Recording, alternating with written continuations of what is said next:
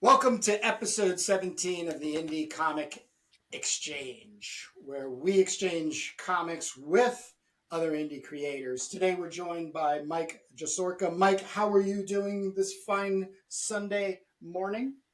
Pretty good, Kurt. Thanks for having me on, and thanks for having me on, Jake. Yeah, Good to no be problem. here. I've been watching your show, and I love your interviews. So I thought I'd better get some books to you, and I love to chat. So it's awesome. Yeah, thanks for the books. I'm this is pretty substantial book here. You got the heavy cover, you have a high page count, quality paper, and look at this. This is a first for us, right, Kurt? There's Yes, there's this yes. round circular thing in here. So Yes. you were generous, Mike. You were very, very generous to send us two copies each of what you have as your let's say flagship or the ones you're most excited to talk about. And so once again, we have to thank you. And the production value is amazing. And for somebody Thank you. who has dyslexia, having the narration already built in was Yeah. absolutely amazing. So, but I'm going to let Jake pick up. Jake, do you want to do Castle Dracula review, or do you want to do the just the Uh, flip uh, through? yeah, Which well, one do you want to do first? we could yeah, I could start with Castle Dracula. This is kind of like a first blush for me. But Oh, great.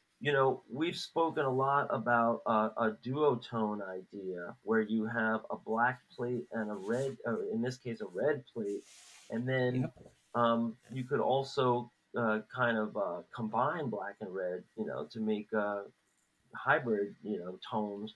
So we'd love to get your process on this. I Sure. noticed you have a very kind of unique style with your characterization. All kind of like fits in this personal style. It's I told Kurt before it looks very very heavy on storytelling, right? With Mm. breakdowns and dialogue, kind of like a good ratio here of dialogue to art.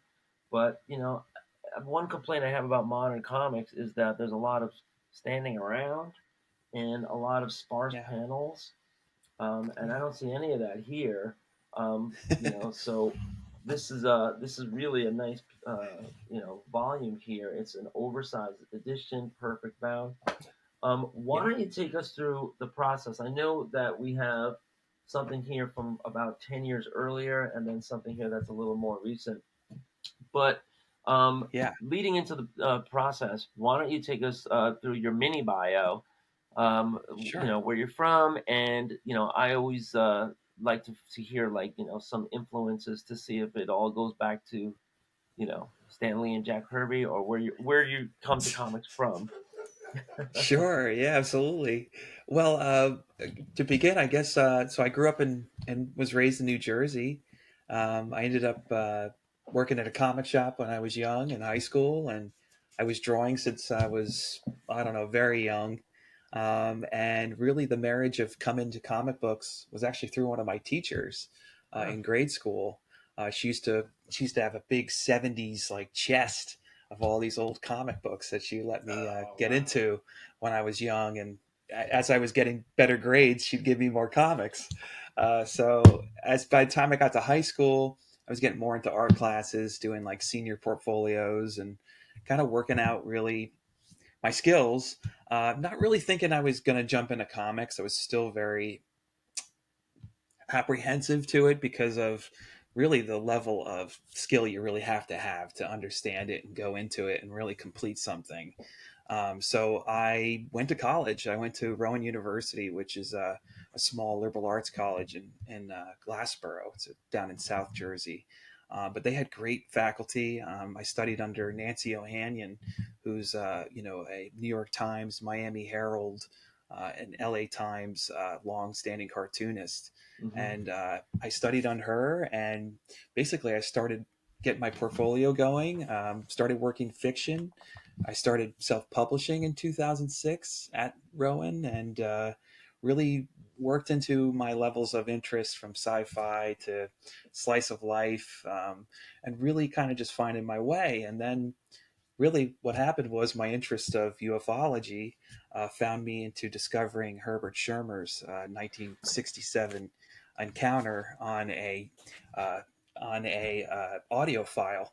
So this is from what I can tell, the first found audio read along gone into graphic novel pictation. So his story was recorded one time. He was a Nebraska state patrolman who had this Ah, encounter and in the middle of a small town in Nebraska, and the story just really screamed to me as something that is a beautiful narrative. And not only that, guys, but if you look in the back of the book, there's sketches that he drew of the Yes. crewmen and the Yes. craft. So it was Yes. all really there for me to go, you know what, Oh yeah. I could be really really direct and really on par to what he was seeing. And I did it. I self-published it in 2011. It was a Kickstarter campaign successfully, and really it's been my flagship for quite a long time. So 18 years of self-publishing, and that one's probably out there in the world more than most of my books. But it was really the start of me getting into the idea that found media can be transcribed through comics. The Marriage of Word and Picture, and that really brought me to Castle Dracula all those years later. Of course, Wildwood, New Jersey was a place where I would go and uh, resort with my family growing up. And that town is filled with a lot of history, from rock and roll to mid century motels to incredible rides. They used to have basically the largest collection of what are called dark rides. And so, funny enough, when I was researching my first book about Wildwood, which was about mid century motels, I came across the employee handbook of Castle Dracula. That's And I so said to cool. myself, I can make this into a pictation. So my research, went in through around everything I could find about it. There's a great website called Dark in the Park, and they do a really wonderful overview of the ride even the people that worked on the ride. And it had nearly 30 years of history. It was burned down in 2002, and I did the release party 20 years after that in Wildwood, and it was very successful, and people have been really enjoying it because it's a way to look back and yet look forward, and I kind of like that, and I've always loved that about comics. So I read a lot of superheroes growing up in high school.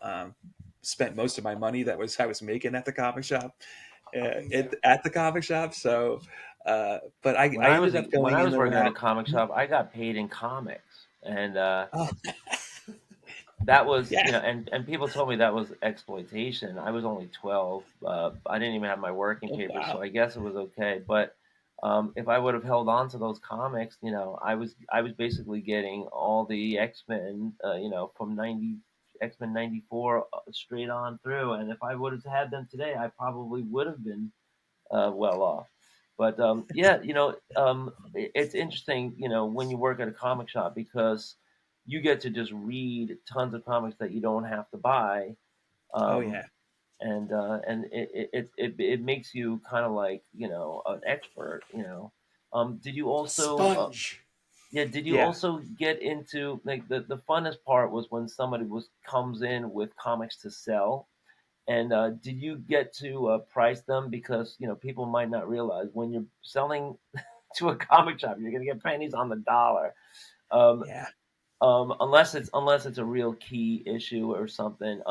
So did you do all phases of comic shop work? Most of them, I can't remember pricing them too much. There were two guys that were working over me that had been at the shop for many years already, and Right, so I was kind of more the tidying assistant. up and Yeah, behind the counter, ringing up happy to be people. there, guy. Gotcha. Yeah, because it was a family run business. I was the only one that was out of the family really, and but sure enough, it was such an awesome environment because Well, the here's guys that I here's the worked with were here's the wanting to thing, be though. artists Like, themselves. So when you work for a comic store, the big question is, do they let you read comics if you're on your own time, because I worked at two comic stores. One was in high school, and they were real jerks. I really just had to be a security guard and just watch people, and they didn't let me read comics. But my first job when I was younger, I read Avengers #1, X-Men #1. I'm flipping through it myself with my own fingers and hands and everything. Did and then every back issue you want to just pull them out and open it. Did you get access to that? Yeah, to a degree, I mean, I have to say my boss was, he wanted me to handle them a certain way, of course, even if Right, they were new books, because he right. didn't want to take them off Of of, course. their Yeah, grade. And yeah. so, but I luckily, when things came in and they were hot, like I got Walking Dead #1, when I Right. was Oh, in my comic shop, and I bought that for $2 and sold it later for quite a good sum. I So, think I got uh, one here actually. do Um, you? yeah, it's one. It's either #1 or that was a limited edition series, right at the beginning. I mean, yeah, I don't. I think there was, I think there was 5,000 printed or something like that. I read, it was. yeah, I took a yeah. shot in the dark on it. I didn't. I was reading indies. I was getting into indies at the time. I started getting kind of sick of superheroes, so I started buying undergrounds as I could find them. And Right. really, a lot of my references today and who I look at today are from that world. Right. I'm not sure if you can see my favorites in my work, but certainly Dicko is one of my biggest. Huh. And so is Joe Kubert. Actually, I love Joe Kubert. I love his storytelling. I love Ditko's storytelling, the movement, like as you guys were seeing in some of my work, and really to capture the reader in an experience. It has to be entertaining, right? We have to think as entertainers, but it's really all about clarity. And I've been teaching comics for over a decade as well. I started in Venice Beach when I was in California. I'm now in Brooklyn, New York, after reconnecting with someone I went to grade school with, and we just married last year. So my life Ah, is congratulations. so I started in Jersey, came out to California, came back to the East Coast. So it's And been why a don't you it's been plug an where you awesome ride. teach? Why don't you Actually, plug? yeah, sure. Yeah, sure. Where I used to teach in California was called Venice Arts. You can look up that organization. It's a nonprofit, amazing organization. And now I teach on it's a third party platform called OutSchool. They have a lot of different uh, array of classes that kids can take.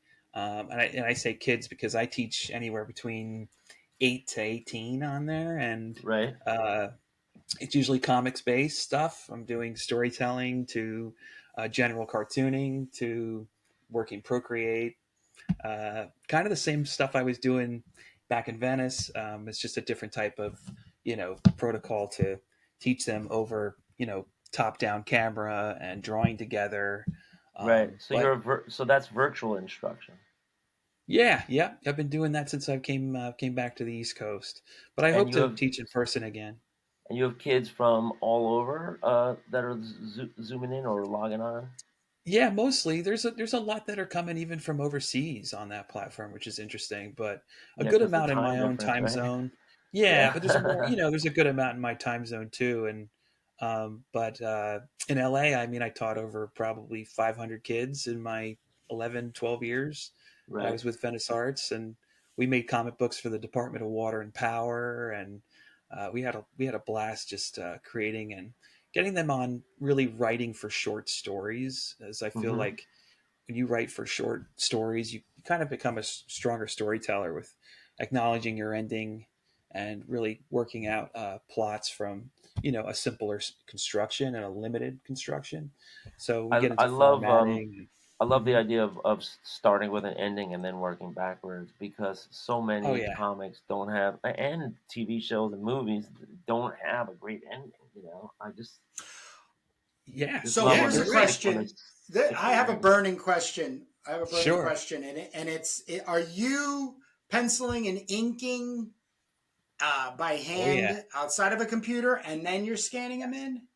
Yes. Ah, This is okay. all. Because Yep. I picked up on that, and then you did say Procreate, and I know I've seen some, like, fancy tools to make it look like inky wash and everything. And so it's, like, well, Yeah. wait, I don't want to assume. So you still, and that's a part of your education too, is you're having them work outside of a computer and just, Yeah, pushing totally, totally, pencils Kurt. and markers. That's awesome. That's awesome. Kurt, Kurt, like Um, you guys, I believe there's honestly, and the way I explain to my students, there is a vibrato in your relationship to your, analog tool that a digital yep. tool will never have, right? Because Yep. it's the vibration of how you shake, right? So, and really the accessibility for kids, they're gonna have a pen and paper or a sketchbook before they're gonna have Procreate, right? So, I showed Right. them how to scan and basically do my exact process. So That's yes, awesome. every line you're seeing in both of these books and my My continued biggest book would thing, be I that. am anti. I in the creative process, I am anti Control Z.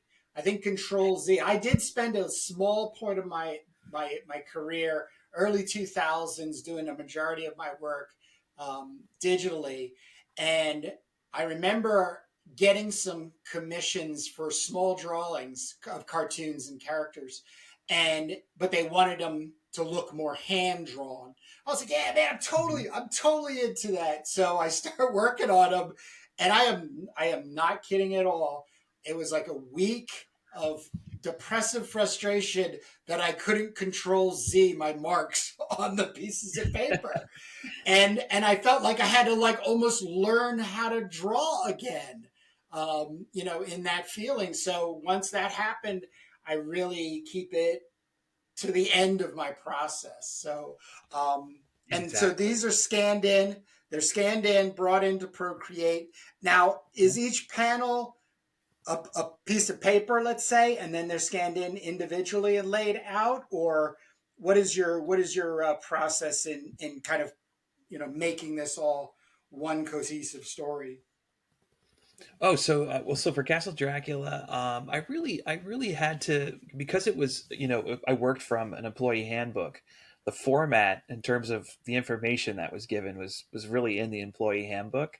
It's just that I had to, go page to page to really consider what I was going to cover, right? Because most of Right. everything you're looking at was actually real parts of the ride.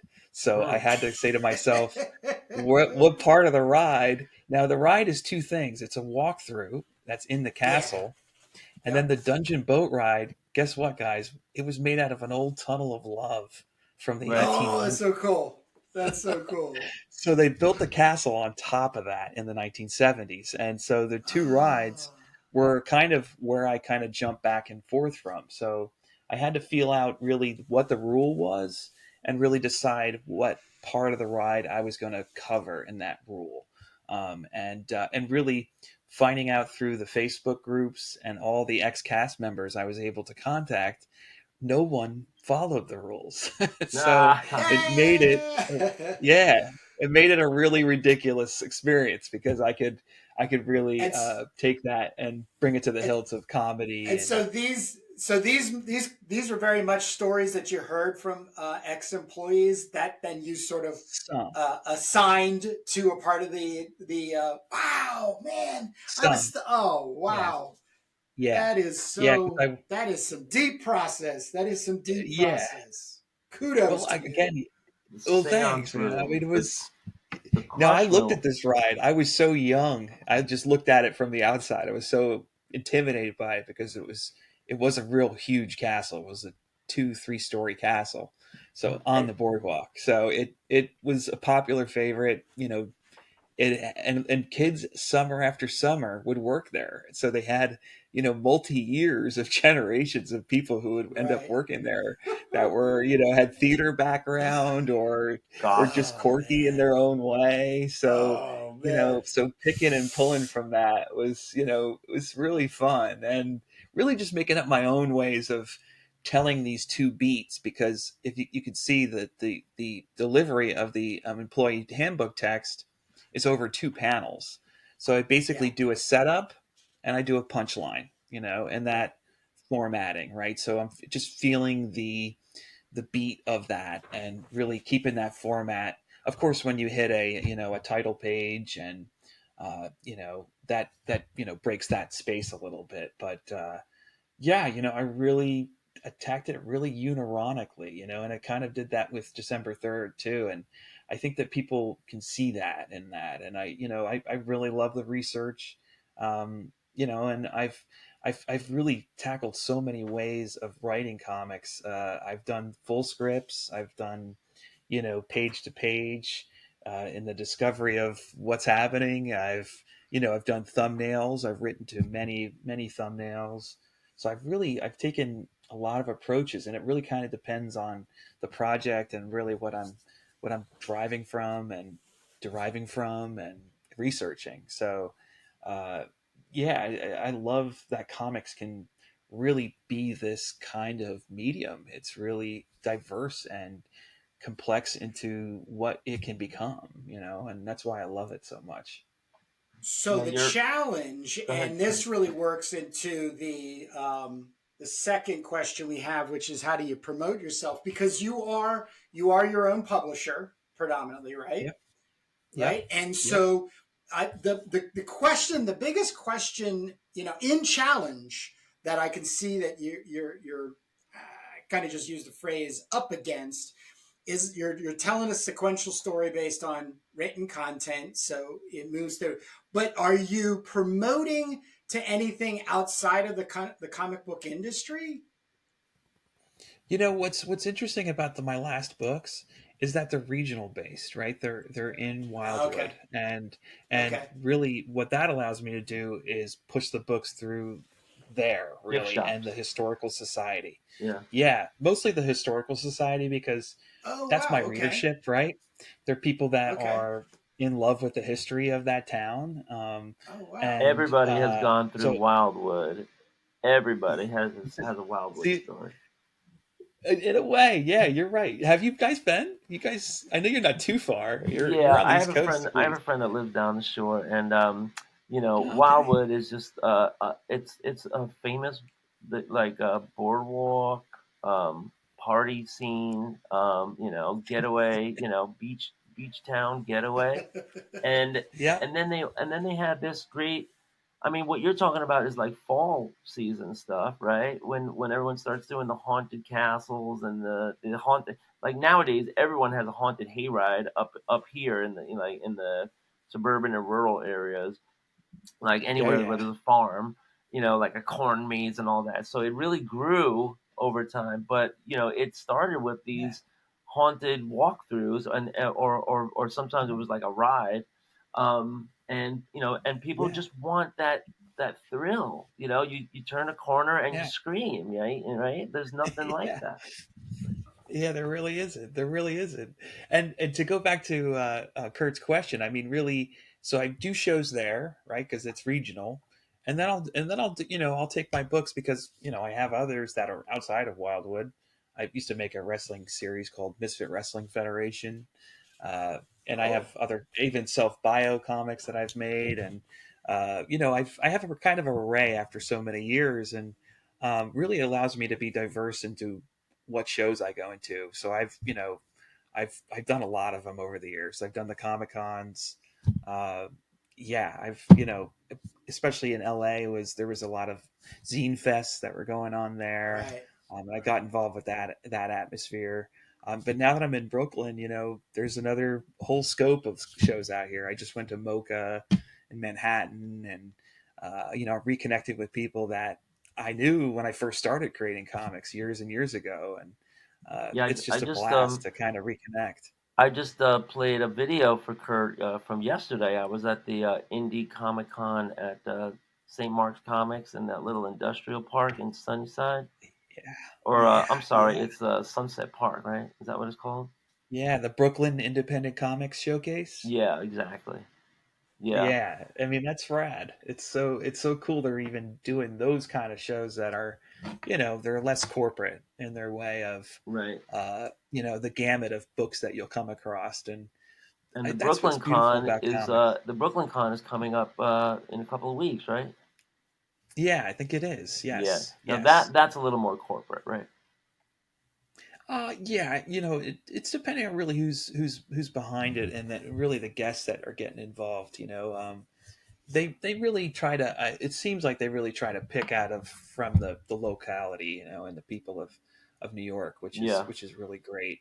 But I'm a Jersey guy, so I'm going to do Jersey conventions. I'm going to do Pennsylvania ones because I grew up right over the river of Delaware and on the New Jersey state line. So, I have opportunities to kind of spread my wings through that. I've been doing guest shows. I was on New Jersey is the World podcast recently talking about Oh, Castle cool. Dracula. I try to find, where my audience is out of really where I'm going to next. And I really feel like, my work is going into found media. And I think comic books have really yet to go there, and really yet to kind of seek that kind of readership. And really, I think why I made December 3rd was because I was thinking about where these kind of media would go in the end, because the internet is, it becomes a cesspool of tons of stuff and a lot of media gets overlooked. And I found that audio file of Herbert Schirmer on a personal website of a fan of this type of media.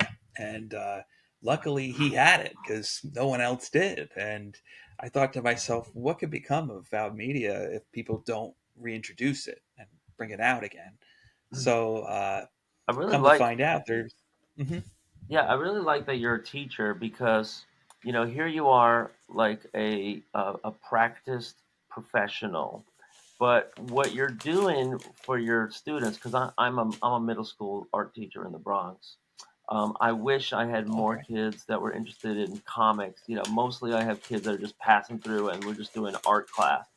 But I get my comic kids, I get my manga kids. I try to get them into decent high schools because if you live in New York City, you can go to actually a pretty good specialized school if you want, if you get Yeah. accepted.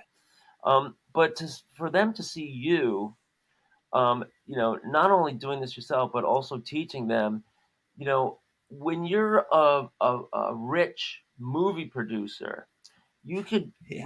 take any book you want and do a movie of it, or you could take any like story out of history. You could take a battle from World War I. You could take, Civil War story. You could take anything like a genocide or whatever, and just take this little isolated story, and you can be a movie maker on paper, right? Or nowadays it's on tablet, but you can teach these kids to, make these lost historical stories come alive.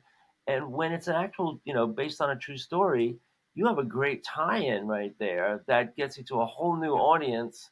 Than Kurt and I are trying to reach because we're just doing like fiction and okay, I'm looking for people that like sci-fi and this and that, but as soon as it's like based on a true story, you got people from that area, people that relate to it.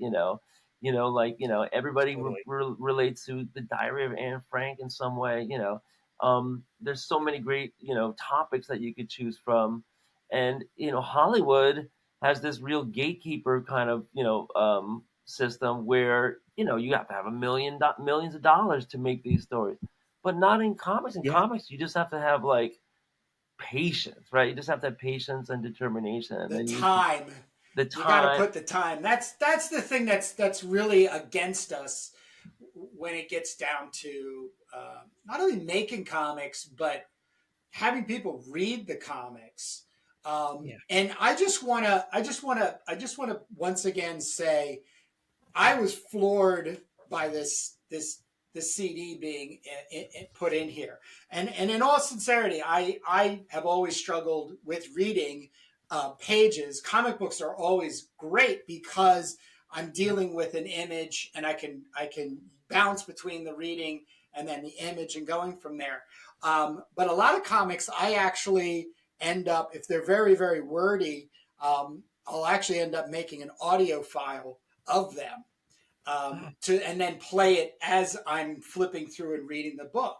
But I sat down and did. What voice do you This is only choose? 2024. It's a very soft feminine voice like my mother's. Abigail, right? But Yeah. um, but not the thing was is that this is actually this it's Herb, right? It's Herbert, right? Yep. It's Yeah, from a the cat, right, right. 1970s I UFO conference. I mean, you want to talk about getting totally immersed, submerged into a comic book. Like this is really great. Now, what I want to do, Thank and you. I just need us all to just take a second, is do you mind if I play these 2 pages, the audio from the seat? Is that okay? Of course, yeah. Okay, so I'm just gonna hold the comic book. So then what I'll do is I'll just screenshot, shoot it, and then it'll run. So Cool. This object started raising, these lights started raising up in the air to about 40 feet. I think I was something like 50 yards from this. These lights were flashing, and as they got bigger, as I got close to it, it seemed like they were red flashing lights coming out of a porthole, which sort of circled the craft. It had like a catwalk going around the center of it. It was shaped like a football, very metallic, like a very shiny bumper, if you polished a bumper on a car. Had sort of a reddish, orangish glow coming from beneath it. And then there was this white flash that came on to me in the patrol car. It felt as if we were being pulled. And then it was being pulled. We were being pulled up the side of this bank to the left of the road and up toward this field, the car and I felt nothing. At first I felt kind of stunned and shocked, and then I felt sort of tingly.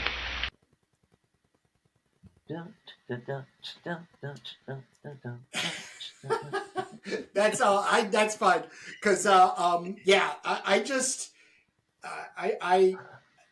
really I applaud you, Mike, because Thanks. you're really taking comic books into a space that encourages somebody to read a comic. And it goes back to my time. Making one is a lot of time. But I think people even like, oh, am I going to watch TV, Netflix, play this video game, or just dead scroll through my phone, or read a comic book?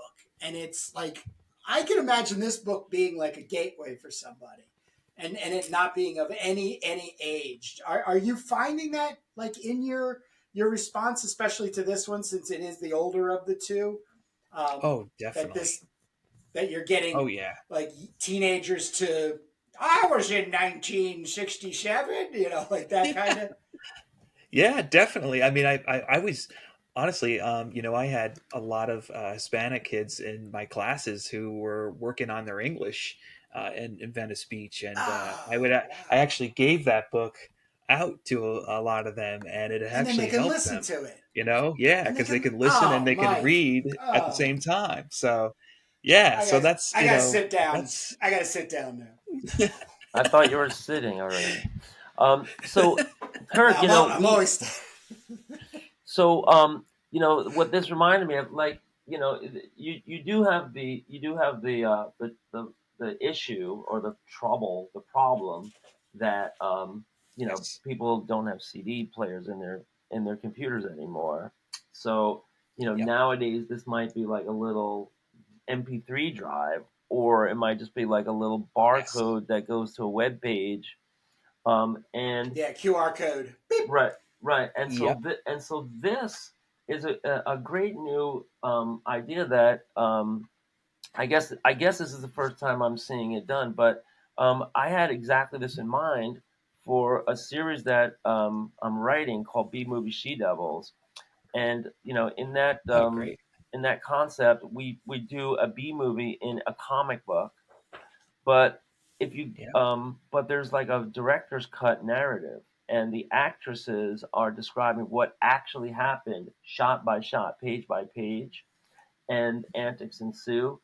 And so that's something that, and we could even have, AI reading that and just post it online, because, as we're starting to lay out, some of the pages for that series, it's a lot of text. And so it might be a better way, Kurt, is to have an audio accompaniment to just a regular comic. Um, and Totally. in that concept, it's going to be a lot of fun because we're going to have like 6 issues, and the first 5 are going to be different B movies that this troupe of like muscular women actresses are shooting in kind of like a Russ Meyer vein. But then in the last Love issue, it. um, the director is missing, and they have to solve this problem, and there's like a lot of adventures with that. And so the actresses that are in all these 5 different B movies then all of a sudden are in this adventure of their own, and then the series will end. So I was, Love one it. of the vehicles Love that I it. was thinking about, or planning to do was having like the whole director's cut narrative, so that what you're seeing on the page is akin to the movie. I Well, love with it. Mike, Make it. Yeah, and once again, I want to emphasize, what Mike's doing is he's challenging the medium, and pushing the boundaries. obviously, and challenging himself, which then Mhm. even makes it more personally connected. It's not, even if you're getting hired to do something like this, there's so much more involved in you being of that type of character to put that forward. Yeah, there's a video form of that book. You can find it on YouTube. Oh, Just I'll put a search. link. Just put in December 3rd, 1967, an alien Awesome. encounter on Awesome. YouTube, and you'll see the video form I made for it. And I That's think, awesome. yeah, it's akin to. So So it's I kind of worked in like a advertising, and I narrative still do. slideshow in that version. Yes, Gotcha. the modern motion comic that we've seen. Yeah. My version is a very kind of pared down, but it's essentially panel to panel in the timing that he is speaking, Right. right? Because comics work in time, so does are the way we speak and how we Yeah. deliver, And right? so what do you So do when there's I what do you just do when felt there's his a delivery. so you're isolating panels. What do you do when it's a long, skinny panel? Do you like pan it or something, or do you zoom, or you just I've usually just locked it unless there's an overlap or like the panel below it is somewhat associated with what you're seeing. yeah, I just do a shift, right, right? Like if your eyes shift down the page. right. So yeah, you'll see it. It's not Yeah, complex. they have the It's Ken really the bound Ken by Burns the thing too is delivery. also good, right? Exactly. It is that right. really essentially. Yeah. So I worked in advertising, Yeah. and advertising I still do storyboarding, Right. and storyboards do animatics, Yeah. and I had Right. seen many of my animatics get made, over my years after I made December 3rd. And I'd even, show my clients that, hey, I made this book and basically made an animatic of it. And they're like, wow, you just kind of bridged animation Yeah. or storyboarding with comics. And Yeah. so, it's still storytelling, it's still delivery, right? It's what we're analyzing when we're drawing a panel Yeah. to an insert panel to, right? It's this how our eyes are moving and what we're reading next is really being delegated. And when you have an audio file that is delegating it, right? I listened to Herb's audio for months, hundreds of times to find out what panel sequence I needed, page to page, Right. turn for turn, to understand really how that had to connect and how that had to adapt to a page for page sequence. So it was challenging, but it was also really fun because it allowed me to say, man, what should I draw here? Well, let me listen further, and now I can connect where we're going to go, and then now I Wow. can see how this kind of transcribes. So it's a they're all their own little animal. Yeah. Every comic, and And that's why I get excited with yeah, it. Kurt and I we just had this conversation last week with another creator, and because Yeah, you are thinking like kind of like a Hollywood adaptation. You're just doing it in a on a 2D format, but you do have the actual audio, to incorporate. 10 years from now, we're gonna have there's gonna be some kind of like AI machine that you just like stick this comic into, and it's going to Two give years. Yeah, right, maybe more like 2 years. And Probably. it's going to spit out exactly that thing that you had to painstakingly make by hand, right? It's going to, like, it's It going to could. have all the animatics, and it's going to turn the audio into like all these I don't think different it's voices. ever. I don't think it's ever going to do that. I think what it's going to do is really give you the all of the grunt work will get taken out of it, but you're still going to have to personalize and make that fine tuning happen. But Yeah. on that, I want to keep us moving, and we're already in the third question, which is, Mike, what Sure. is the future of comics? Where is your perspective pointing? And if AI is a part of that? Well, I certainly am a stern believer that comics will never go away. Uh, that's for sure. I don't see that the form itself is going to go anywhere, right? That's why, even the greats from back in, the golden age, when they were all fearful that it was going to go away, the real artists of that, the real auteurs, even Joe Herbert, to give an example, they knew that it wasn't going anywhere, right? They knew that beyond what people were basically seeing for what comics were as this cheap throwaway, was inside of it is actually the magic, right? That we can combine words and pictures, and that will never go away. And I'm a firm believer in that. Now, what's happening with the industry, what's happening to with the internet, and like even what you guys are doing, getting behind what the craft is, why it's important to you. There's a connection. There's a humanism to the connectivity of and the personability of comics that I love in Undergrounds, and I know you guys do too, because we see the people in that work, right? So I don't feel like AI is threatening to that, because at the end of the day, I think an average reader wants to know that there is a person behind what they're Yeah. experiencing, Yep. because in the end of the day, they want to know about that person. They want to hear what Yep. their story is, what made them make those decisions. They're not going to they're going to hit a roadblock when they know an AI created something like that, right? Because there's nothing to infer, right, of what was made. So again, that's why I still draw analog too, is because there's a connection to someone to say, wow, these are actually hand drawn and not, you know, made from a digital application, right? So it's there's a personability in comics that is unlike any other medium, because you're seeing it, right, and Yeah. you're reading it, and so that's what makes it so special. And I don't think something so special is going to go away, but I certainly think it's going to be more specialized, like what we're seeing today, right? And that you have people that are taking the collections of, the golden age of corporate comics to silver, bronze, and they're slabbing them, they're putting in CGCs, and they're saying, these got to last and make it another 50, 100 years, hopefully, right? The air is gonna, But the oxygen is gonna erode them into powder.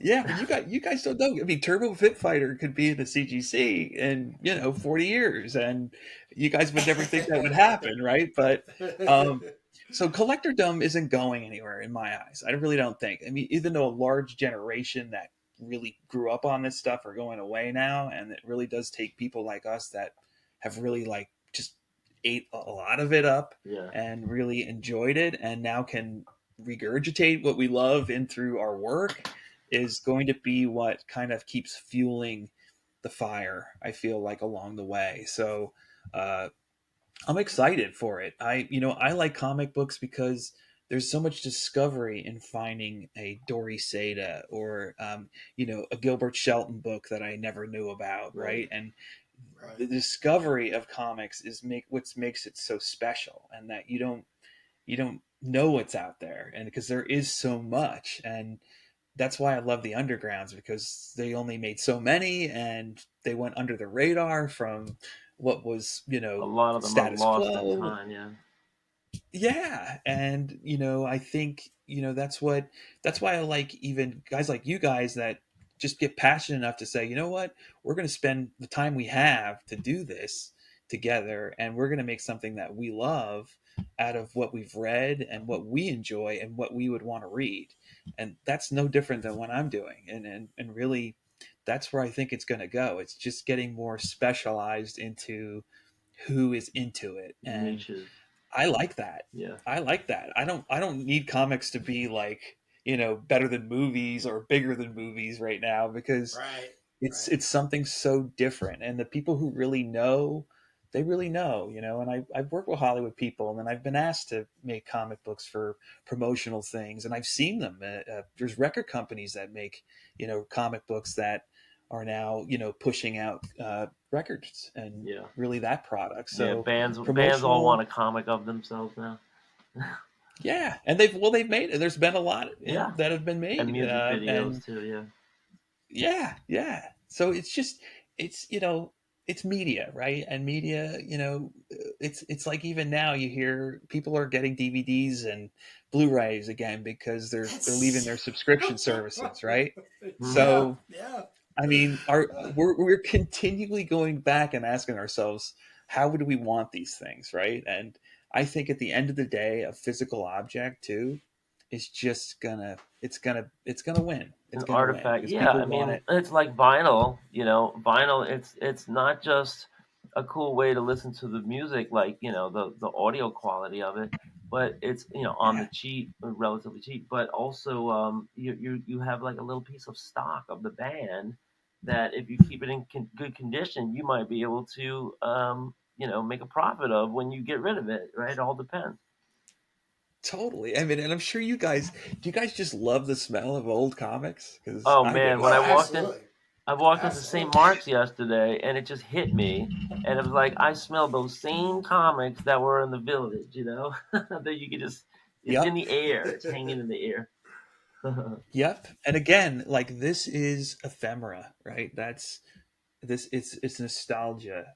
It's all that thing that you can't describe, but yet it's something you're familiar with and that you love. And comic books is like it's the number one of that in my eyes. And that's what makes it so interesting. It's just a special piece of media, and it'll never go away. It'll never go away. It really won't. So So that, It's my let me take us into the last. Let me take us into the last segment, which yep, sure.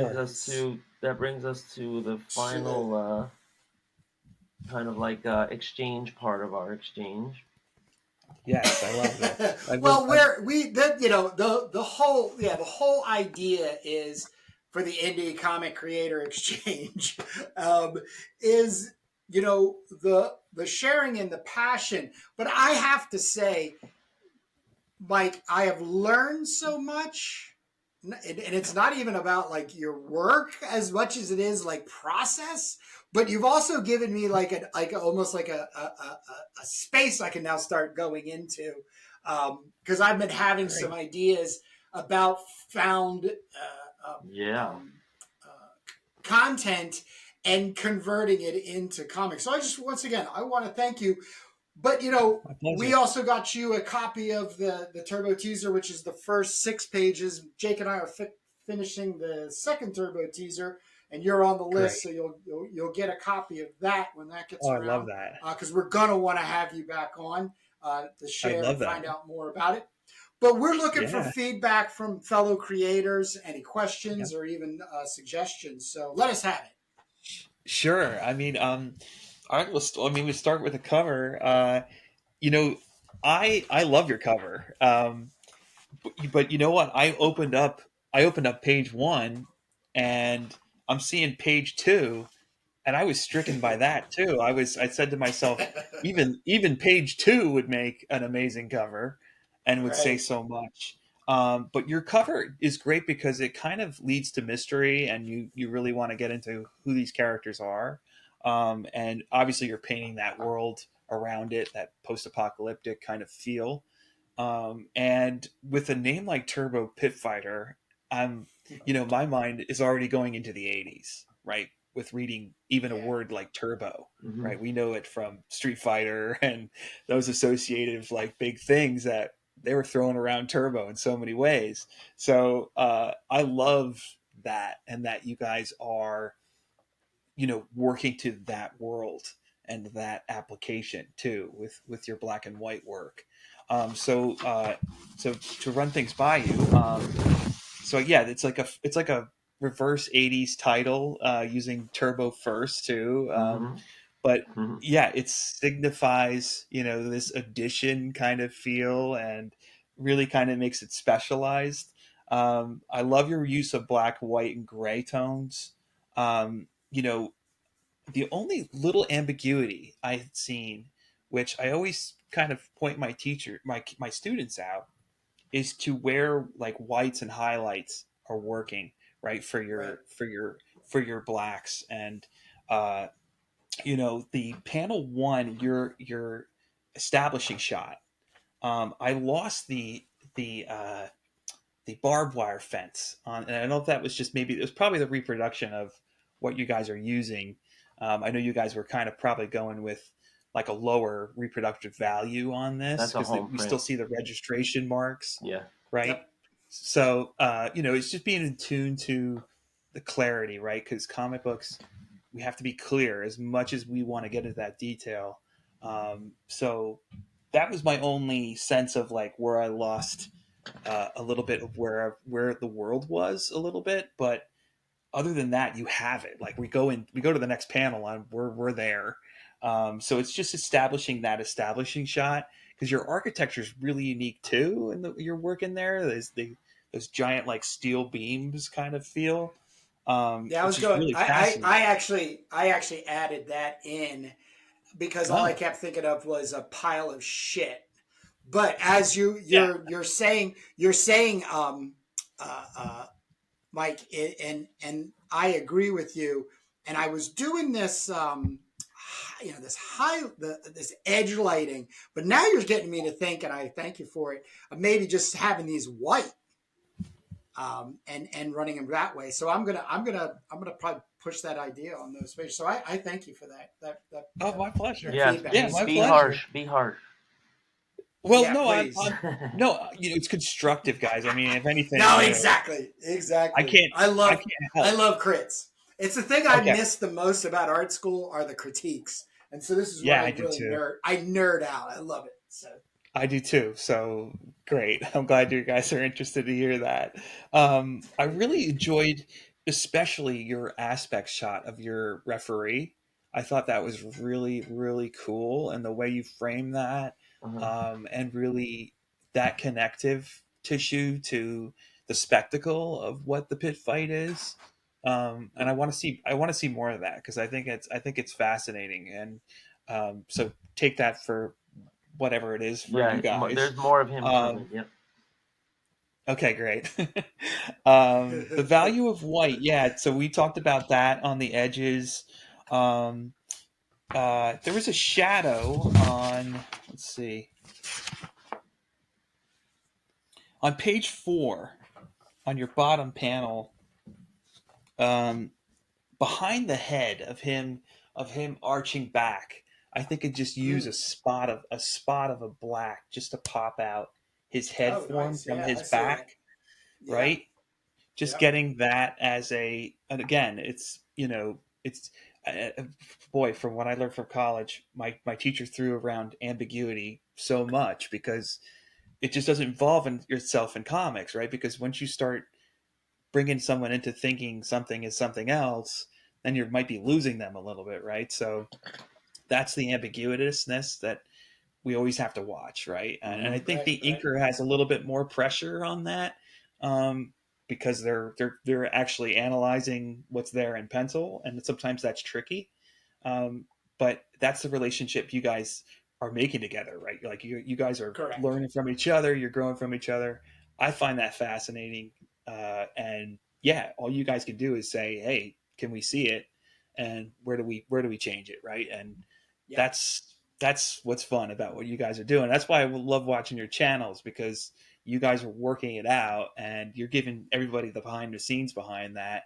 I work alone, so for me to like say, "Hey," I open up my perspective to saying, if I was working with someone, how would I feel? And right, it's really exciting and interesting, and Yeah. it actually reminds me of like Peter Laird and and the original Turtle stuff, right? Because that's how Thank you. they co-wrote, they penciled, they inked, right? That was Yeah. their symbiosis, right? So you guys have that same kind of thing going on, and I think you should study a lot of their stuff and see if you can see what you guys are doing through their work, because they made a ton of it, and they made a ton of it the same way you guys are going about doing it. Right. But that's just the 2 cents. I Thank you. see. Actually, Thank you. I'm gonna say what I see, like what artists I see in your stuff, if you wouldn't mind. Go ahead. One of them Please. being my friend. His name's Carlos Atecheverry. You can look him up. His work has a gamut of range, but there's things that I saw in this. I was like, wow, that looks like my friend Carlos. He's out in Los Angeles. He's phenomenal Hmm. comic cartoonist. You guys have that energy he has. The line work, and I know Kurt, you're gonna love hearing this because you're all about this guy. I totally see Spain Rodriguez in this work. There's for sure, for sure, Thank you. Thank you. definitely.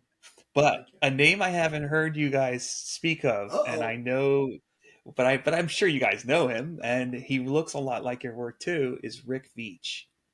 I don't know if you Oh, guys ever read wow. Rick Yeah, Veitch's yeah. work. Rick Beach. Thanks. There's some Rick Veitch surely Oh, going Veach on with with a this. V. Yeah, yeah, Yeah. yeah. Brat Pack kind of Yeah. reminds me of Uh-huh. Yeah. Brat Pack a little bit. The I way have you his guys comics. Yep. totally, I'm seeing some of that for sure, and the way he tones too is what you guys are working with here. So I'm feeling those three most of all. You have like a European kind of line meeting a Robert Crumb line in a Yep. lot of ways too, which is really an interesting hybrid. And I like that. I think it's exciting to see those come together because it's apparent in your panels and your placement. Excuse And it's certainly Eastman and Laird. I do feel like I am in like the late '80s, reading this classic comic, and I think that's just awesome. The back cover was really kind of like punk rock festival kind of feel, and I know that's probably just for this promo, but I like that was on the front side when I got my package, and I was like, wow, this kind of throws me. me into Awesome. that world, which Yeah. is really cool because it feels like a promotional poster that you'd see on like a telephone pole, and Right. I love that. It's just raw, and I feel that energy works with the story you guys are telling. And I'd have to say, guys, I think you should totally print this on newsprint Huh. because Oh, yeah. Oh, yeah. this feels like a newsprint comic. Huh. So whether Yeah. you can get something like it, an off color, I think it would really, really make your work feel into every bit Yeah, of what you're definitely doing. 'Cause- uncoated. And maybe yes, like cream color or something. totally. But I could absolutely just see that. to and to lean into the people of influence that you're seeing. One of the Yeah. best things about Jake and I is we share opposites to the journey through comics and making comics and seeing comics, but we've always been able to intersect to get something done. Let's say, so like Jake is a very deep Marvel DC, well, just Marvel comics as a history. My upbringing in comics was I was doing Charlton books, based Oh on being yeah. sick at home and mom bringing them from the grocery store. But then friends in the neighborhood, there was a new store that opened up that sold comics. Now, Okay. my money was going to martial arts magazines, ninjas being specific. So when Yeah. I walked into this comic book store, they all went for the Marvel DC comics, and there was a little rack full of black and white ninja comics. And I just got nailed to those. And then there was a blowout sale a couple of years later, like when I was 14 years old, where I got a hold of like 25 copies of Heavy Metal magazine. So, so then Yeah. between those two things, I never fell back into, I was really introduced to Jack Kirby through um, Jake. So we Oh wow. were, I was staying with him for a show at the Jacob Javits in the mid 90s. And, Oh, as I was, going to bed, he dumped a box of comics on my bed saying, "You need to study these." And they were all commandees and stuff. wow. So I always say I count my blessings because my partner in crime in making comics is Jake, but he also takes all the heavy stuff off of me. So even as I have that final sheen when it comes to the inking, it's all supported by Jake and his pencils and the craft that he really respects. So I thank Oh you, yeah. Mike, for giving us that feedback. But yeah, we are It's coming it's to the end. it's fun, Go guys. ahead. I'm excited for it. Thank you. Like, yeah, you guys got to Thank you. keep going, and if I, Oh yeah.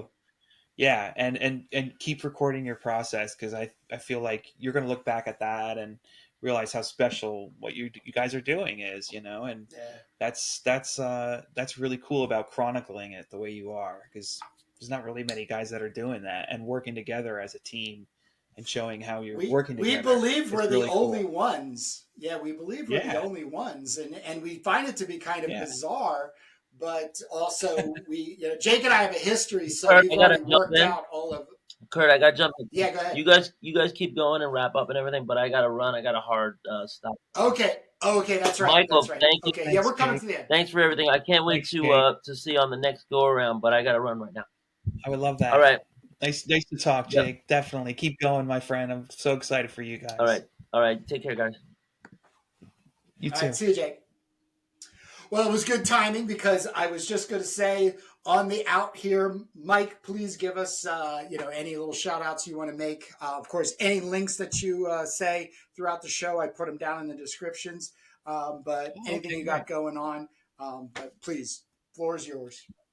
Oh, thank you so much. Yeah, you could follow me on Instagram, bombshell_comics. You can go to my website, which is bombshell-comics.com.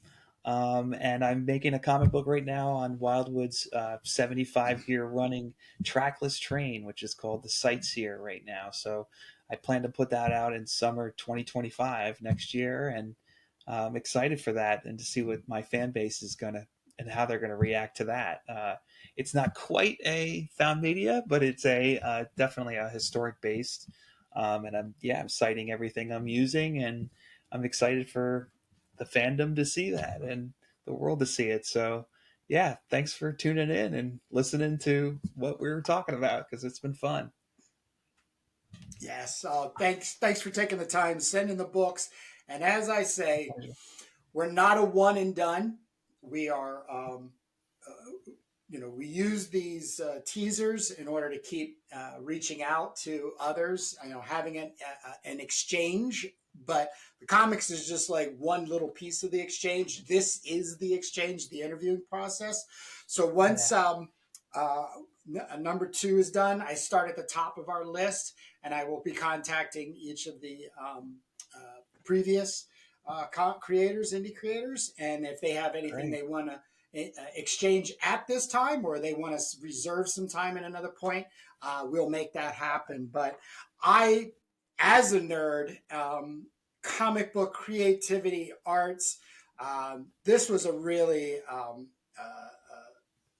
great dive, especially with the critique. Like I said, having left art school in '92, the thing I still miss the most is getting a really good, heavy-handed critique.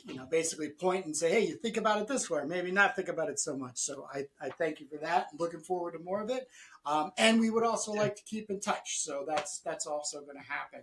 But Oh yeah.